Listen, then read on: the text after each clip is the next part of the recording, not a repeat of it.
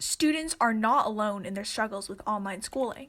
Faced with a completely different method of teaching, our teachers have also faced countless difficulties in their transition to a virtual classroom.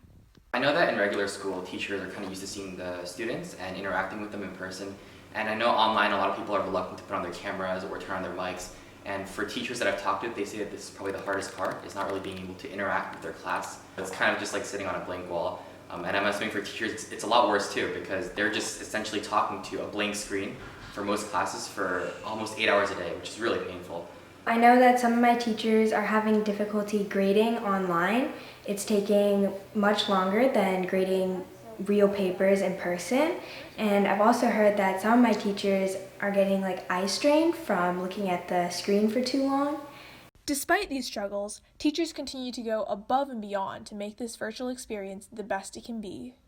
A lot of my teachers switched to a Google site, which helps organize all the assignments and tests and schedules. In DNA, we have these really fun lab videos with these students, and they're really cute and wholesome, and they make the lab a lot more fun to do, and because it's obviously not the same online. There are certain activities like in geosystems, which you can't really do online, so teachers have to find workarounds for this. So a lot of teachers have been finding new methods online and new applications to kind of give us the same experience, but online instead. We have these things called mood boards, so every day when we come to class, we have to pinpoint exactly how we're feeling, and it's a good way to gauge the energy in the room, the way that you could in a real class, but now it's online. In addition to missing out on in-school activities and talking to friends, students also miss seeing their teachers. Like in a normal school year, I would get to like actually learn about them and like understand, like I guess just get to know them better and like who they are outside of teaching. And I didn't really get to do that this year. From internet difficulties to testing mishaps, our teachers have stuck with us through thick and thin. So this Thanksgiving, take the time to thank a teacher who has helped you especially during this difficult time.